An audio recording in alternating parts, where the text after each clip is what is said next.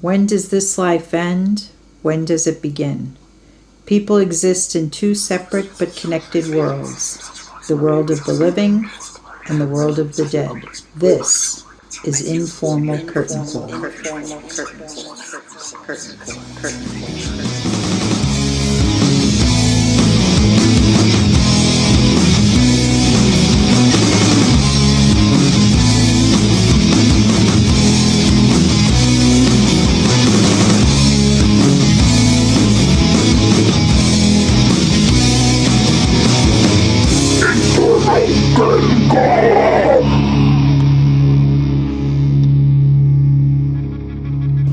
Hello again, moviegoers, and welcome to Informal Curtain Call, the only movie podcast not about movies. My name is Brendan O'Brien. And I'm Johnny Nash. And to start off this show, we're going to do Hold on. Dude, are you alright? You don't look good at all. What? No, yeah, I'm fine. I'm great. You know, I have a great podcast, got a great partner, and we have a great guest for today's show. So, and you know what? I'm sure we have some great new listeners. Yeah! Johnny, how many listeners do we have today? 5. 5 what? 5 listeners. Are you sure? Oh. Nope. I was wrong. Oh, okay, good. We have 4 listeners. We just lost one since you started talking. What? And I'm pretty sure those 4 are my family. Hello, family. Well, I guess we can't be surprised. I mean, we had Jack the Ripper last week, and that couldn't have been the smartest idea. Listen, dude, we can't really help what they're gonna say. So the dead people are gonna say what they're gonna say, and there's nothing we can really do about it. I guess so. Listen, man, there are plenty of people that we could potentially interview. Oh yeah, like who? Like, Heath Ledger. Okay, yeah, that's a good one. You know, we could interview him about, Dark Knight, that whole experience. Because apparently he did a lot of things for that movie. Yeah, it was a very intense method acting process. Yeah. Apparently he locked himself in a hotel room. Yeah. And then to work on his voice and the mentality of the Joker, I guess. Apparently he was reading all these messed up books. Yeah. He was keeping a journal as the Joker. And that's stuff that we know about him. Like, imagine all the crazy shit that he did that he wouldn't even tell anybody. Yeah, so you gotta think to yourself, is that really what killed him? Because that's what a lot of people say. They say that role messed him up so much that he stopped, living. Well, not even that, but whether it was worth it or not. Is it worth it to give a great performance that ultimately tears you out inside? Exactly. Because he had to do a lot of drugs to kind of cope with the insanity in his head that he ended up developing from that role. I think for me, I probably have said this before. Like for the number one person I could think of is Robin Williams. Like, oh yeah, because I even when he was alive, I always wanted to meet him because I think he's like a really fascinating dude. And I mean, like the way he died is also kind of like sad and interesting in its own way too. Like why was he so sad, and that he had to end it the way he did. Him. George Carlin, because George Carlin had like very interesting views on religion and the afterlife. Absolutely. So it'd be cool to kind of see because obviously there's life after death that we've seen. So I'd be curious to see what he thinks about all that. Yeah, absolutely. Another person for me, I mean, I know you're not like a huge fan, but Cliff Burton from Metallica, because I'm just trying. You said like I don't like Metallica. You hate Metallica. I do not hate Metallica. You hate Metallica. Johnny, if this is your way of becoming the favorite of the podcast, it's not going to work. I like Metallica. I've only listened to a couple of their out. I like Load. I like Reload. Nice. Well, that's exactly it. Because Load and Reload was made after Cliff Burton's death, and it's a very different album, as most Metallica fans know. So I'm wondering if Cliff Burton was still alive, would Metallica have gone in that direction? Okay. I am also very curious to see what Cliff Burton would look like with short hair, even though we can't see. I was going to say, you can't see him, so. Yeah. Stop hating Metallica, we'll talk. Okay, alright. So is that like your go-to? Like if you had only one person you could pick, it'd be. I don't know. There's so many people that have died that I'm like, oh, I want to talk to that guy. I want to talk to that. I feel like I'm in a club with these people. Like, oh, hey, what's up? What's going on? Hey. It's a good one. The 27 Club, though. Yes. That's a very interesting. Absolutely. Kurt Cobain. Yep. Jimi Hendrix, Janis Joplin, Amy Winehouse, Jim Morrison. I don't know if you knew this, but do you know the whole thing with the white lighters for the 27 Club? No. Okay, so apparently, I haven't done a lot of research into this, but apparently white lighters were found at the scenes of all their deaths, right? Okay. And so they can, a lot of people consider white lighters bad luck. So if you know anyone who smokes and has lighters, if you have a white lighter, sometimes, they say it's, bad luck to have, so. Oh. Yeah. First time I'm hearing it. Yeah. But you know what, I have to say, though, if I'd ask one question to all these people, yes, it's a little messed up, I guess, and I feel a little uncomfortable asking it. I don't even know if I had the chance to talk to someone if I asked them this, but I'm very curious to know what it's like talking to what it's like to die, like what the experience of dying is like. So what is being dead like? Yeah, right. Yeah, you said what I said, just in less words. Yes, very true. Because it's a kind of a touchy subject. Yes, it's very personal. And I know a lot of people are uncomfortable with talking about death in general. So. Yeah. Well, either two things could happen. Okay. They could either go, "Oh, well, here's the answer," or they can say, "Shut up."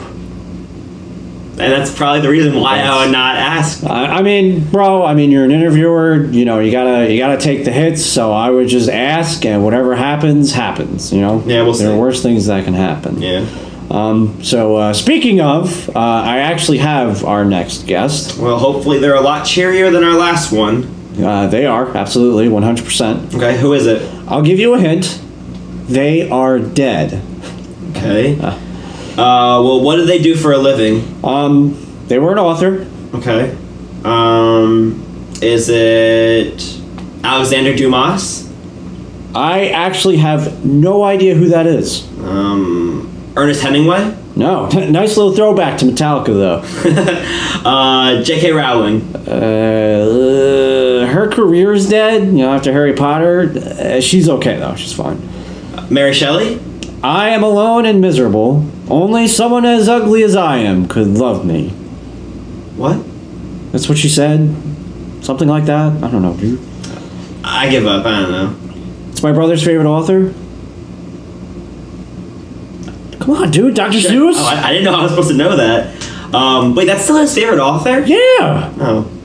How is Bud anyway? He's good. He just got out of the hospital. Oh, really? Oh, yes. What did the doctor say? Oh, I guess we'll find out now, won't we? Hey, how'd you get Dr. Seuss to come on the show anyway?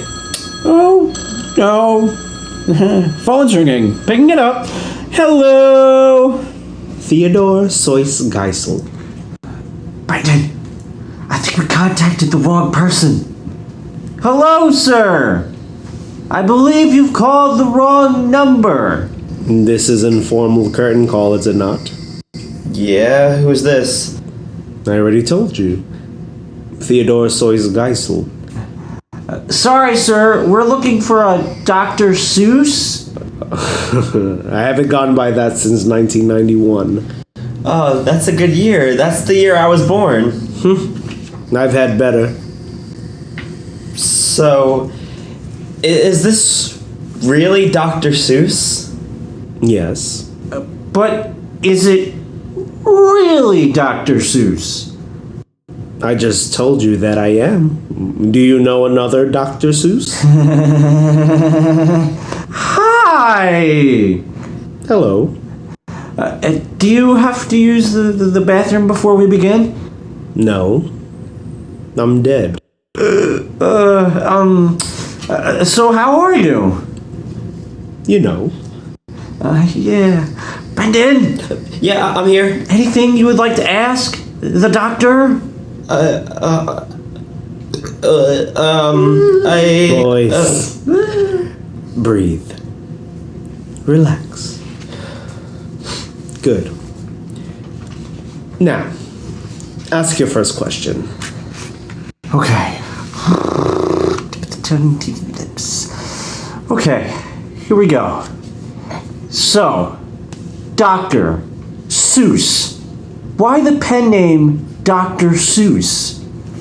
Good first question. Wait, really? I mean, yes! I know it was a good first question, which is why I asked it. Of course, of course. Yeah. So what did I ask again? Pen name. Oh, yes, the pen name. What was your pen name? No, why the pen name? Oh, shit, yeah. So why the pen name? You two are quite interesting. In my alma mater of Dartmouth College, I wrote for the Jack-O-Lantern. What was the jack-o'-lantern? The Jack-O-Lantern was a humor magazine that I was the editor-in-chief for. One night, a bunch of friends and I were working on an article, and we had tons of laughs that night, especially when the gin came out. Unfortunately, we were caught drinking said gin. Oh, well, that's not that bad. During the Prohibition. Oh. As punishment, I was kicked off the Jack-O-Lantern. I was heartbroken. I loved the writing for them. I didn't let that stop me, though, so I used my middle name, Seuss. Seuss. No, gentlemen. It's pronounced Seuss, like voice, not Seuss, like moose. It rolls off the tongue and the name just clung. You never stopped rhyming, did you? What do you mean? Did they ever catch you? No, they did not. Which is the reason why I still use that pen name. It's kind of like an homage to the good times of writing for the Jack-O-Lantern in secret. I loved the writing so much that I wanted to get my PhD in literature. So, I graduated and went off to Oxford. Which is where you got your PhD, right? Not quite. I dropped out of Oxford. College is boring. Yeah. I put doctor in the pen name because my father always wanted me to become a doctor and because of my journey to become a professor. Later on, I did freelance drawing and writing, and the name came with it. Wow. So what did you do after that? Oh, yes. I did a lot of work with boners. What? I worked a lot with boners. Can you explain that a little more? What's there to explain? Boners are boners. Did you work with any one type of boner, or? Oh, mostly children's. Children's? They let you do that? Yes. Viking Press offered me a contract to illustrate children's boners. Everything okay? Yeah, we're fine. Just having a hard time processing this. Brendan! Sorry. Something wrong? Sorry. We're not thinking about boners or Johnny! anything. Sorry. Anyway, my favorite book of yours is The Cat in the Hat. Oh, is that true? Why, thank you. Yeah. So why did you write it?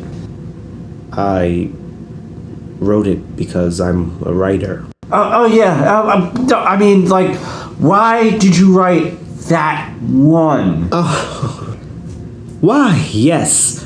After suffering much criticism by Life magazine, the director of the education division at Houghton Mifflin made a list of 300 words or so that he thought first graders should know.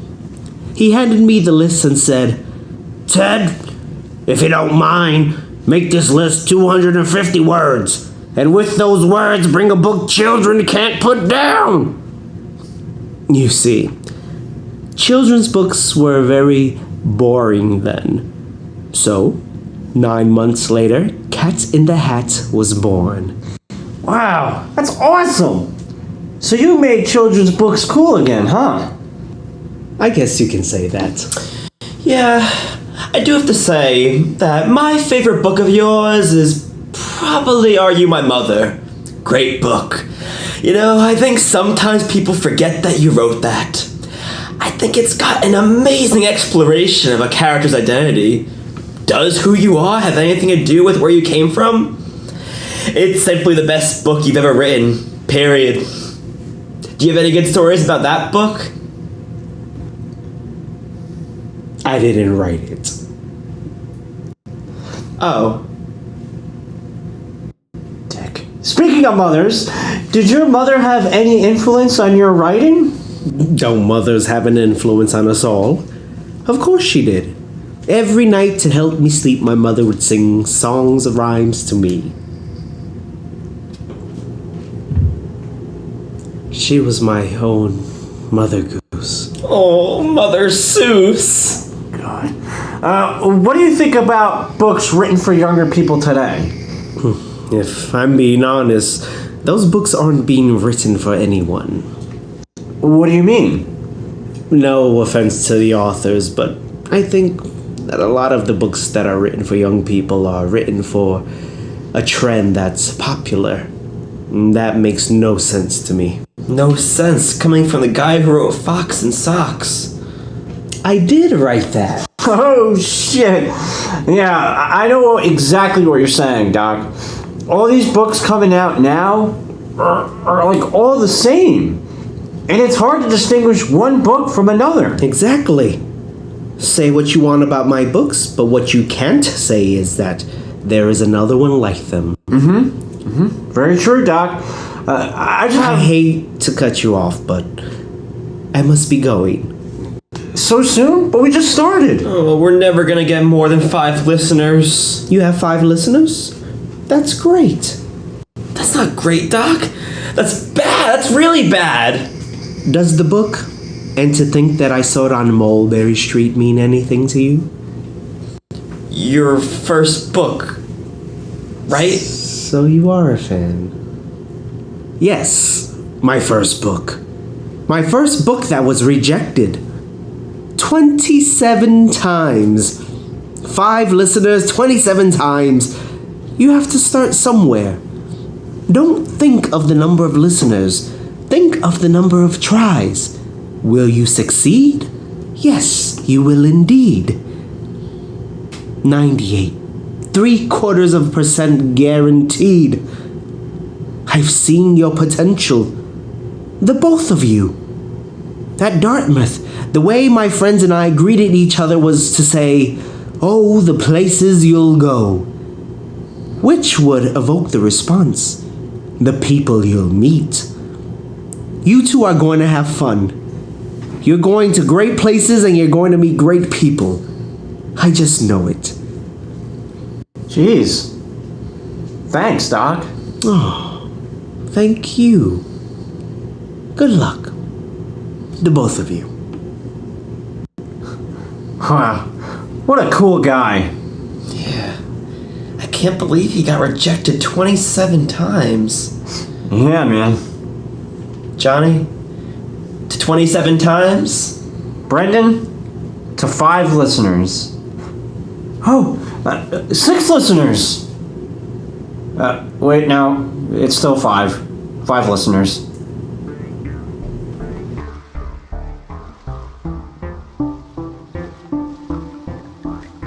Episode 3, Oh, the Places You'll Go.